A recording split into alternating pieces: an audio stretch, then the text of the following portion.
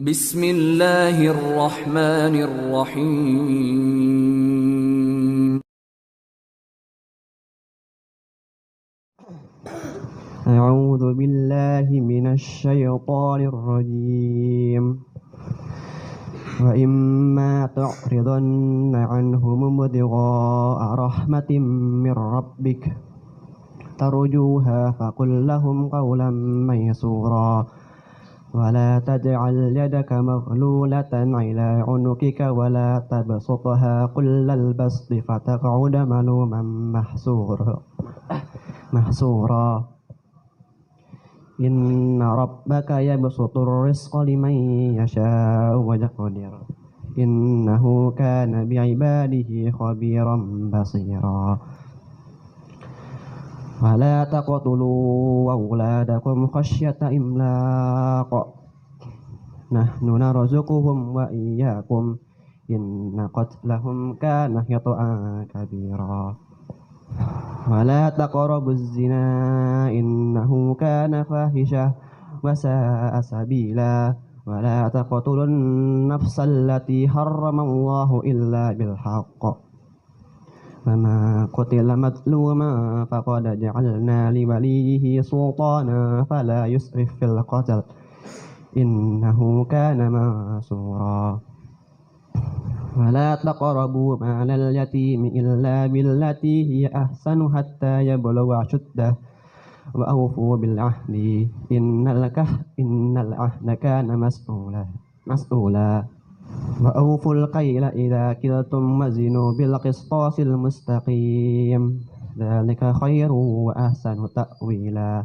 ولا تقفوا ما ليس لك به علم إن السمع والأبصار والفؤاد كل أولئك كان عنه مسؤولا ولا تمشي في الأرض مرحا إنك لا تخرق الأرض ولا تبلغ الجبال طولا كل ذلك كان سيئه عند ربك مكروها.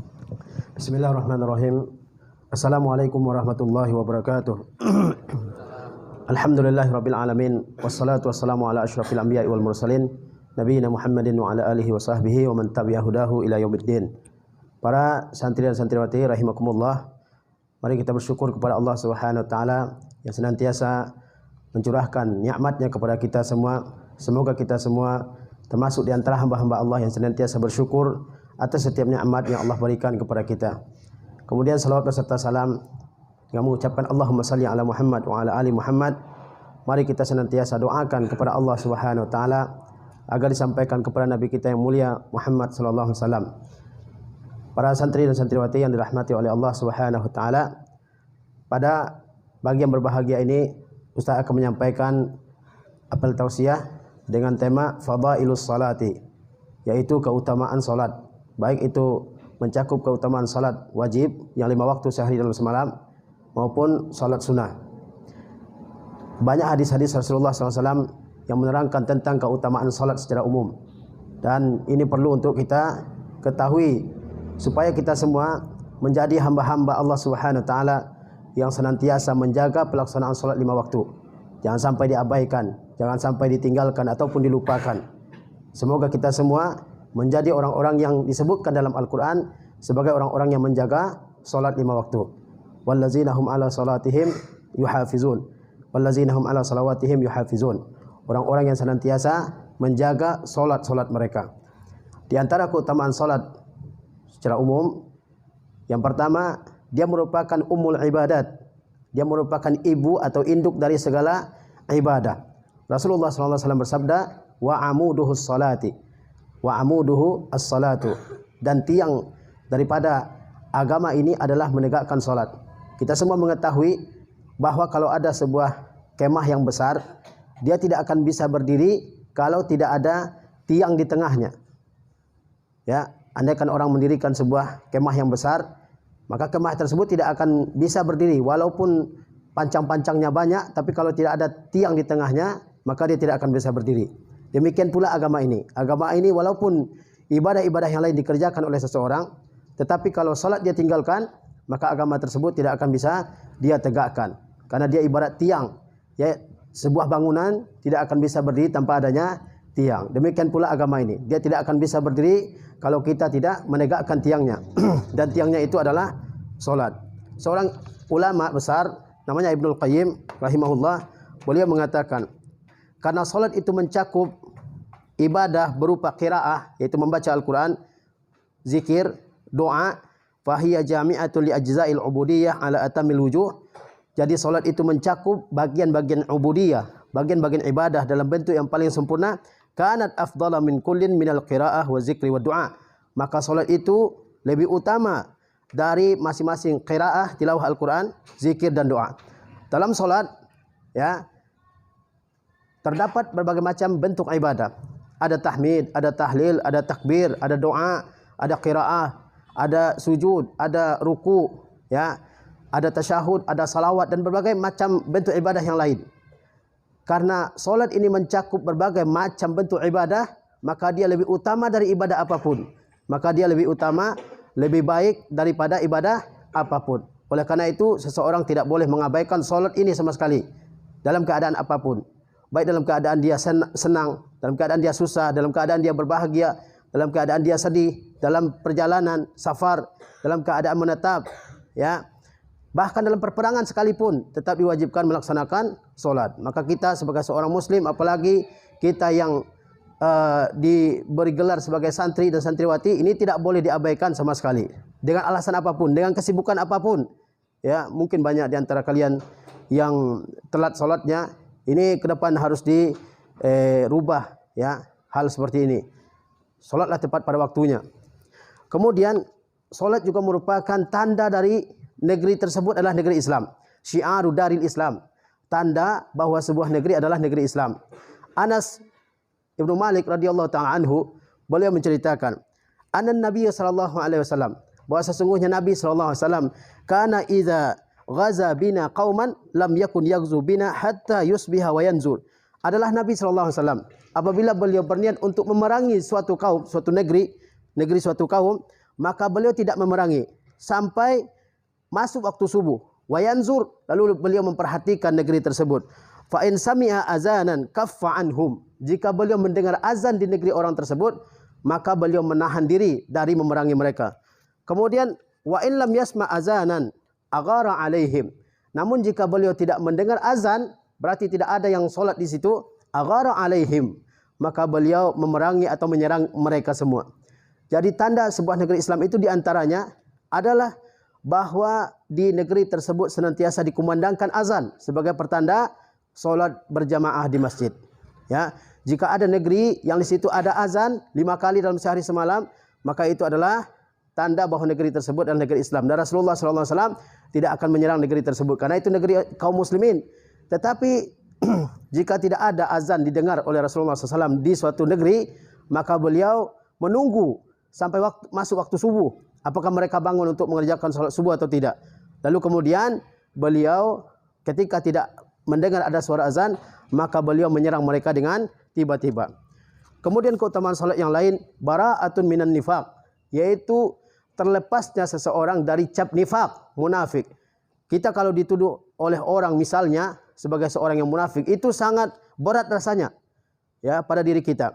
Kita tidak bisa terima itu. Kalau ada orang mengatakan ente munafik misalnya, ada amalan-amalan yang kalau kita kerjakan, maka kita terlepas dari cap nifaq, ya, cap sebagai orang munafik. Orang munafik yaitu orang yang menampakkan keimanan dan menyembunyikan kekufuran. Apa amalan tersebut? Yaitu mengerjakan salat. Sebagaimana Rasulullah SAW bersabda, "Man shalla lillahi arba'ina yauman." Barang siapa yang salat karena Allah selama 40 hari, yudrikut takbiratul ula, dia mendapati takbir yang pertama yaitu takbiratul ihram imam, kutibalahu bara'atan, maka dituliskan untuknya 2 kebebasan. Pertama, bara'atun minan nar, yaitu bebas dari api neraka pada hari kiamat, wa bara'atun minan nifaq, dan yang kedua adalah bebas dari neraka. Jadi Rasulullah SAW menerangkan kepada kita semua sebagai umatnya, bahwasanya siapa yang mengerjakan salat minimal 40 hari ya, secara berjamaah di masjid, dan dia mendapati takbiratul ula, yaitu takbiratul ihram, maka Allah Subhanahu wa taala janjikan baginya 2 pembebasan. pembebasan yang pertama, dia bebas dari neraka. Siapa di antara kita semua yang ingin masuk neraka? Tidak ada satupun, walaupun ahlu dzunub, walaupun orang yang sering berdosa besar, dia tidak akan mau masuk ke dalam neraka. Yang kedua, bebas dari apa? Bebas dari an-nifaq, dari perilaku munafik. Kemudian keutamaan salat yang lain, dia adalah sebaik-baik ibadah yang Allah letakkan di muka bumi ini. Dia adalah khairu maudu'in. Sebaik-baik ibadah yang Allah letakkan bagi yang Allah tetapkan bagi hambanya di muka bumi ini. Rasulullah SAW bersabda, as-salatu khairu maudu'in. Salat itu adalah sebaik-baik yang Allah letakkan bagi hambanya ya di atas dunia ini. Faman istata'a an yastakthir falyastakthir. Maka barang siapa yang bisa memperbanyak salat, maka hendaklah dia memperbanyaknya. Jadi ibadah yang paling utama yang Allah letakkan, yang Allah wajibkan, yang Allah bebankan kepada hamba-hambanya di dalam kehidupan kita di dunia ini adalah mengerjakan salat 5 waktu. Kemudian ditambah dengan ibadah-ibadah salat yang sunnah. Kata Rasulullah SAW, "Faman istata'a an yastakthir falyastakthir." Barang siapa di antara kalian yang bisa memperbanyak salat, karena yang namanya salat tidak hanya salat wajib, ada salat sunnah, ada salat nafilah dan sebagainya. Barang siapa yang bisa menambah salat wajibnya dengan salat-salat sunnah, maka hendaklah dia melakukannya. Hadis ini diriwayatkan oleh Al-Imam At-Tabrani. Kemudian salat merupakan suatu ibadah yang akan mendekatkan seseorang hamba kepada Allah Subhanahu wa taala. Setiap kali seorang hamba berdosa, melakukan perbuatan dosa yang dilarang oleh Allah Subhanahu wa taala, maka dia semakin jauh dengan Allah Subhanahu wa taala. Dan untuk mendekatkan dirinya kembali dengan Allah Subhanahu wa taala adalah dengan menjaga pelaksanaan salat, terutama salat 5 waktu. Allah Subhanahu wa taala berfirman, "Wasjud waqtarib." Dan sujudlah engkau dan mendekatlah. Dari sini ulama mengatakan bahwa semakin banyak seseorang hamba mengerjakan salat, maka dia akan semakin dekat kepada Allah Subhanahu wa taala. Dalam ayat ini disebut wasjud dan sujudlah, tidak disebut wasalli, tidak disebut salatlah, tapi disebutkan apa? Sujudlah. Kenapa? Karena sujud merupakan di antara a'zamu arkani as-salah, di antara rukun salat yang paling utama. Ya, adalah sujud. Karena itulah disebutkan dalam ayat ini dengan apa? Dengan perintah wasjud dan sujudlah. Maksudnya salatlah kalian dan mendekatlah kalian kepada Allah Subhanahu wa taala. Rasulullah SAW beliau bersabda ya dalam sebuah hadis, "Maftaradtu ala ibadi ahabba ilayya mimma." Kata Rasulullah SAW, "Wa ma yataqarraba ilayya 'abdi bi syai'in ahabba ilayya mimma aftaradtuhu alaihi." Tidaklah hamba mendekat kepadaku dengan sesuatu yang lebih aku cintai daripada melakukan ibadah yang telah aku wajibkan kepada mereka. Kemudian saat seorang hamba mengerjakan salat, maka surga dan para bidadari di surga sedang berhias untuk orang yang mengerjakan salat tersebut. Sebagaimana diucapkan oleh seorang imam, Yahya ibnu Abi Katsir. Kata beliau, "Mautinani tuzakhrifu fihimal jannah." Ada dua tempat di mana pada dua keadaan tersebut ya surga berhias untuk orang tersebut. Apa itu? Indas salati, yaitu tatkala seorang hamba mengerjakan salat. Bayangkan surga saja berhias untuk orang yang mengerjakan salat. Betapa besar keutamaan dan kelebihan mengerjakan salat. Kemudian kata Yahya bin Abi Katsir, tempat kedua di mana surga berhias adalah wa indal qital, yaitu ketika seseorang sedang berperang karena Allah Subhanahu wa taala. Jadi ada dua tempat ya di mana surga berhias untuk seseorang. Yang pertama tatkala orang tersebut mengerjakan salat 5 waktu dalam sehari semalam dan ditambah dengan salat-salat sunat.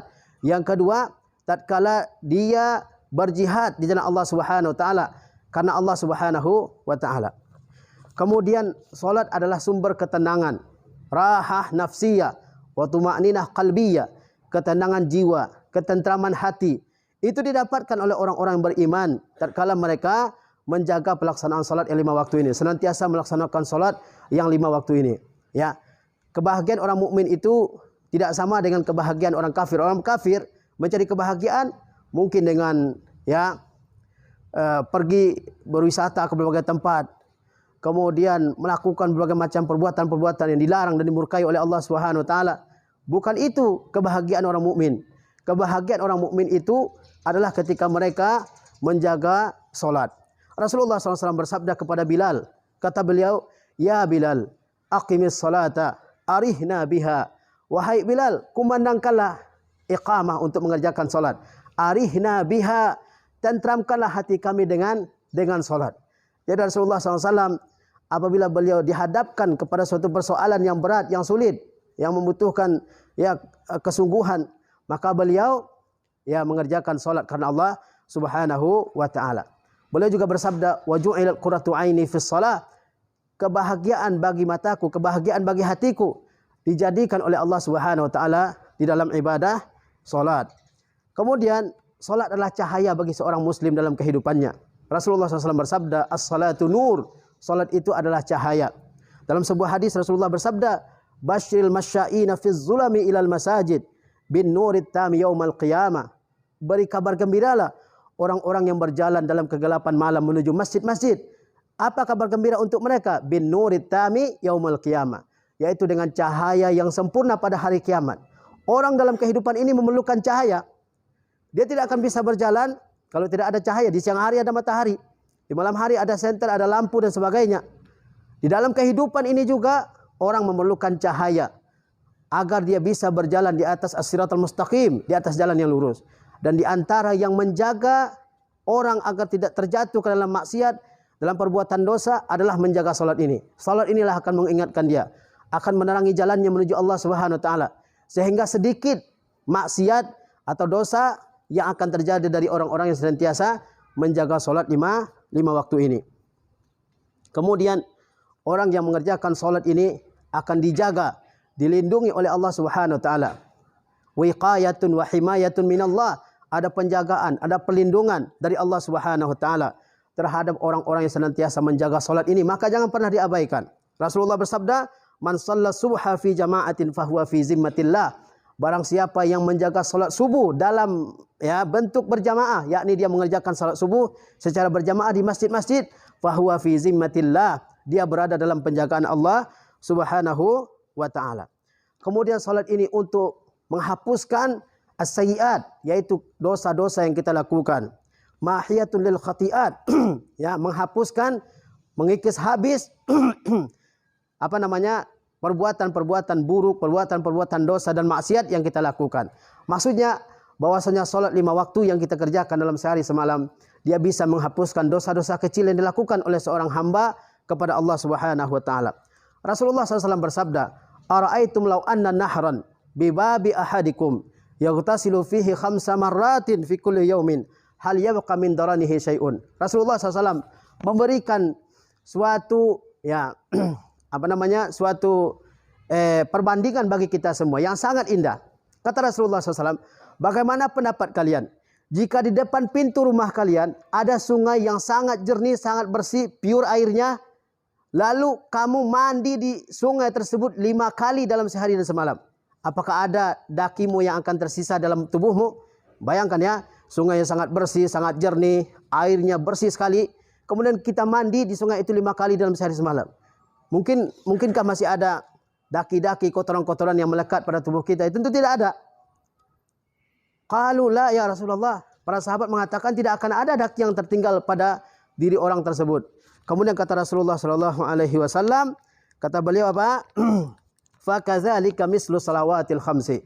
Demikian pula perumpamaan salat yang 5 waktu ini. Yamhullahu bihinnal khataya. Allah hapuskan dengan salat 5 waktu itu berbagai macam kesalahan-kesalahan, berbagai macam dosa. Hadis ini diriwayatkan oleh Imam Bukhari dan Imam Muslim. Dia untuk menghapuskan dosa-dosa kita. Siapa di antara kita yang dalam sehari dan semalam bisa menjamin dirinya bahwa dia tidak melakukan perbuatan dosa yang dilarang oleh Allah SWT? Pasti ada di antara kita yang melakukan dosa. Kita sadari ataupun tidak. Bagaimana cara menghapusnya? Di antaranya adalah dengan senantiasa menjaga pelaksanaan salat 5 waktu ini. Kemudian salat yang kita kerjakan sepanjang kehidupan kita ini merupakan sebab kelapangan rezeki seorang hamba. Banyak di antara kaum mukmin dan kaum mukminat yang Allah sempitkan rezekinya. Mungkin di antara sebabnya adalah karena dia tidak menjaga pelaksanaan salat 5 waktu.